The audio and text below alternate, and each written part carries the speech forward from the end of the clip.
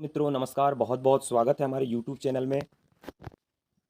आज हम हिंदी पेडागोजी के बहुत ही अच्छे अच्छे क्वेश्चन मूल्यांकन से अंतर्गत कुछ क्वेश्चन हैं और कुछ डिसलेक्सिया डिसग्राफिया से संबंधित कुछ क्वेश्चन हैं जो आपके सामने लाया हुआ हूँ मैं। बहुत अच्छे क्वेश्चन हैं, बहुत अच्छे क्वेश्चनों का संग्रह है जो आपको आने वाले एग्जामों में प्राथमिक शिक्षक पात्रता परीक्षा वर्ग 3 और सीटेट पात्रता परीक्षा के लिए बहुत इंपॉर्टेंट होने वाला है। जहां हिंदी हिंदी पेडागोजी पूछी जाने वाली है आपको, उसके लिए बहुत बहुत मोस्ट आईएमपी क्वेश्चन है। तो मित्रों इस वीडियो को आप पूरा देखें और लाभ लें, है ना। चलिए क्वेश्चन स्टार्ट करते हैं। मूल्यांकन के उद्भव का श्रेय किस शिक्षा शास्त्री को जाता है? तो जो मूल्यांकन का उद्देश्य का जो श्रेय है वो किसे जाता है आपको बताना है चारों में से। क्विलिन तथा हन्ना, या दूसरा जे.एम. राइस, या तीसरा जे.डब्ल्यू. राइटक स्टोन, ठीक है, या फिर आखिरी होगा टार टारग टारगरसन तथा एडम्स। तो चारों में से आपको बताना है कि मूल्यांकन का उद्भव का श्रेय किसे जाता है। तो मित्रों आपको बता दें, जो मूल्यांकन के उद्भव का श्रेय जाता है वो जाता है जे.एम. राइस को। किसे जाता है? जे.एम. राइस को जाता है। चलिए अगले क्वेश्चन की ओर हम बढ़ते हैं। अगला क्वेश्चन है, मूल्यांकन प्रक्रिया में बालक के व्यवहार परिवर्तन में किन पक्षों को सम्मिलित किया जाता है ना। तो बताना है आपको कि मूल्यांकन प्रक्रिया में बालक के व्यवहार परिवर्तन में किन पक्षों में सम्मिलित किया जाता है।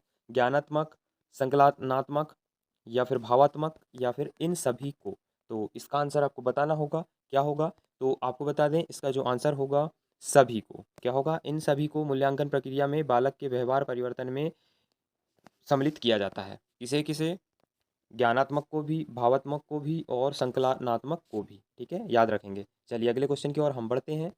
चलिए बहुत अच्छा क्वेश्चन है। छात्रों के व्यवहार में शिक्षालय द्वारा किए गए परिवर्तनों के विषय में प्रमाणों को एकत्रित करना एवं उनकी व्याख्या करना ही मूल्यांकन है। यह कथन किसका है बताना है आपको। चलिए बहुत अच्छा कथन है। ये कथन आपको बताना होगा टारगरसन तथा एडम्स ने, या क्विलिन तथा हन्ना ने, या क्रॉनबेक, या फिर डॉक्टर भट्ट एवं गुप्ता।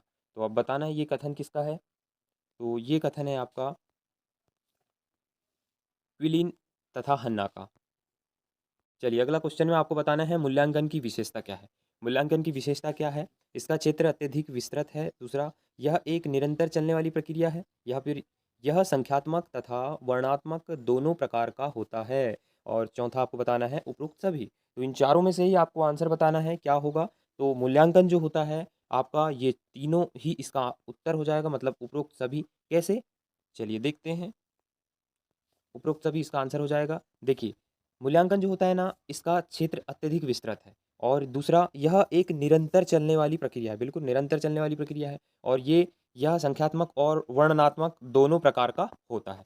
याद रखेंगे। तो मूल्यांकन की तीनों विशेषता है, इसलिए इसका आंसर आ जाएगा उपरोक्त सभी। चलिए अगला क्वेश्चन देखिए। मूल्यांकन का उद्देश्य आपको बताना है यहाँ पे। तो मापन के अनेक गंभीर दोषों को दूर करना। दूसरा, शिक्षण विधियों की उपयुक्तता की जांच करना। तीसरा, अध्यापक की शिक्षण कुशलता की परख करना, या उपरोक्त सभी। आपको आंसर बताना है यहाँ पे। तो ये भी, यहाँ पे भी आंसर जो हो जाएगा उपरोक्त सभी हो जाएगा, क्योंकि ये सारी की सारी जो विशेषता है, उद्देश्य हैं, ये सभी मूल्यांकन के उद्देश्य हैं। ठीक है। चलिए अगले क्वेश्चन की ओर बढ़ते हैं हम। अगला क्वेश्चन कहता है आपका कि भाई परीक्षाओं के प्रकार बताना है आपको। परीक्षाओं के प्रकार कितने होते हैं यहाँ पे? उपलब्धि परीक्षाएं, निदानात्मक परीक्षाएं, या ए बी दोनों, या उपरोक्त में से कोई नहीं। तो आपको यहाँ पे आंसर बताना होगा क्या होगा। तो आपको बता दें कि जो परीक्षाएँ होती हैं, परीक्षाएँ दोनों प्रकार से होती हैं, मतलब ए बी दोनों सही हो जाएगा। उपलब्धि परीक्षाएँ और निदानात्मक परीक्षाएँ, ये दोनों परीक्षाएँ के प्रकार हैं, ठीक है।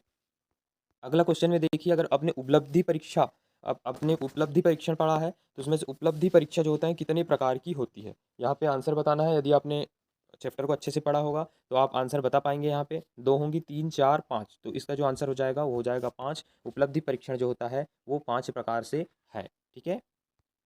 चलिए अगला क्वेश्चन बताइए। बहुत अच्छा क्वेश्चन है, ऐसे ही क्वेश्चन कॉन्सेप्ट वाले पूछे जा सकते हैं, है ना। वास्तुनिष्ठ परीक्षा के कितने प्रकार हैं? आपको बताना है कि जो वास्तुनिष्ठ परीक्षा होती है उसके कितने प्रकार होते हैं।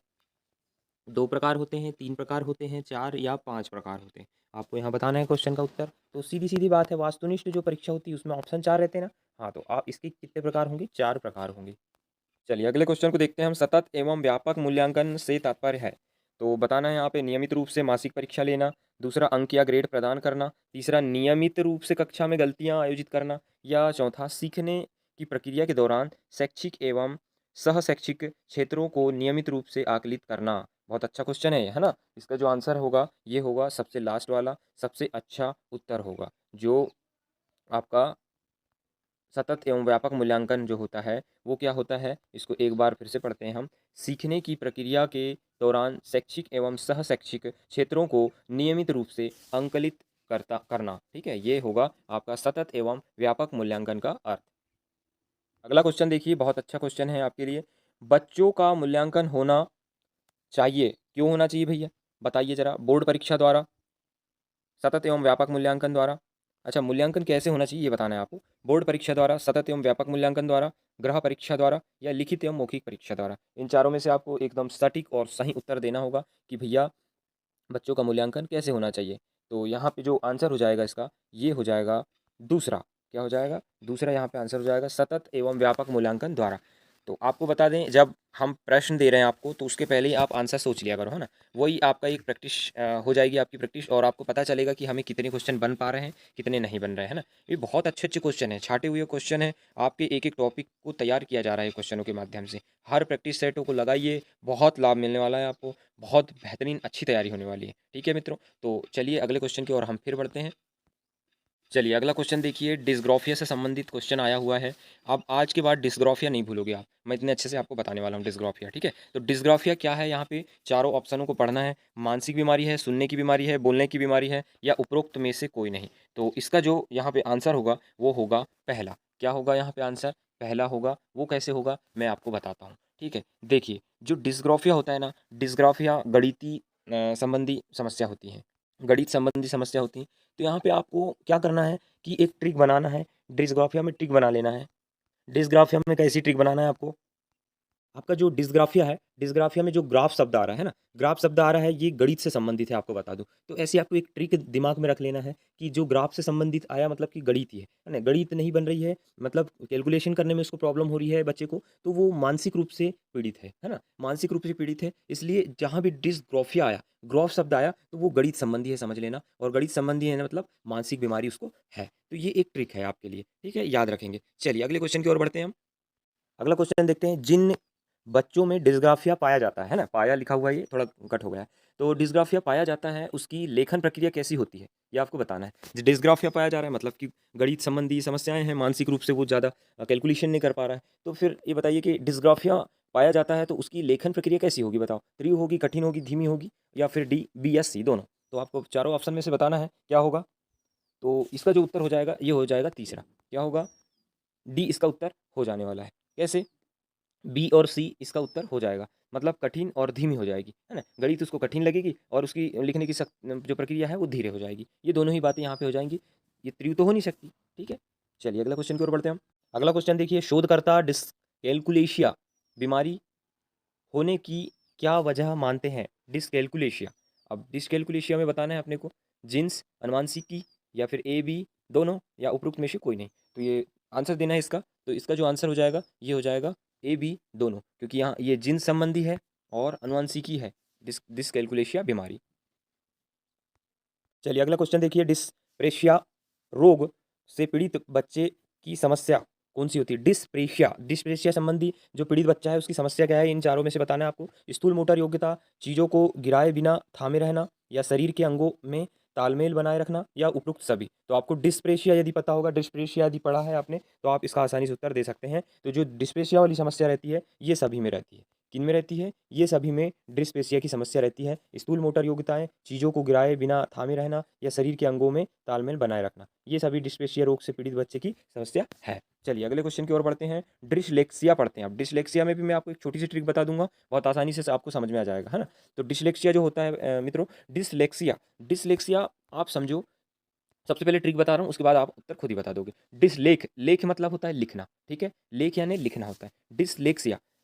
परंतु इसको अपने को अपोजिट लेके चलना है। डिसलेक्सिया में याद रखना है पठन संबंधी, मतलब लेख लेख जहाँ शब्द आया तो वो समझ लेना वो पठन से संबंधित है और पढ़ने से संबंधित उसमें समस्याएँ आने वाली हैं। तो ये याद रखना और पढ़ना, ये इससे संबंधित चीज़ें यहाँ पे आ जाएँगी। मतलब कि ये तीनों ही उत्तर यहाँ पे सही हो जाने वाले हैं। याद रखने से में समस्या आएगी, देर से बोलना शुरू करना और नए शब्दों को धीमे सीखना। ये सभी समस्याएँ डिसलेक्सिया में आ जाएँगी। वैसे मेन समस्या जो होगी वो पढ़ने वाली समस्या होगी। पढ़ने में कठिनाइयाँ जा रही हैं, मतलब कि बच्चे को डिसलेक्सिया की प्रॉब्लम यहाँ पे हो जाने वाली है ना? तो बहुत अच्छे-अच्छे क्वेश्चन मैंने आपको आज की प्रश्न श्रृंखला में, प्रैक्टिस श्रृंखला में आपको बताया हूँ और आशा करता हूँ कि मेरे हर प्रैक्टिस सेटों को आप देख रहे होंगे और बहुत अच्छी तैयारी आपकी चल रही होगी। और आगे भी मैं अच्छी-अच्छी प्रैक्टिस सेट हर विषय की बना रहा हूँ और आगे भी लाते जाऊँगा। बहुत कम समय बचा हुआ है, आप प्रैक्टिस सेट अधिक से अधिक लगाइए और बहुत अच्छा लाभ मिल सकता है आपको प्रैक्टिस सेट से। और हमारे यूट्यूब चैनल में अगर नए हैं तो यूट्यूब चैनल को सब्सक्राइब ज़रूर कर लें और आने वाले वीडियो में हम बहुत अच्छा-अच्छा कंटेंट लेके आने वाले हैं, जो कि आपको वीडियो सबसे पहले आपके पास मिल जाएगा। तो मित्रों, अच्छी तैयारी कीजिए और भविष्य में आप बहुत अच्छे से अच्छे शिक्षक बनें, ये हमारी आपको शुभकामनाएँ हैं। ठीक है, धन्यवाद।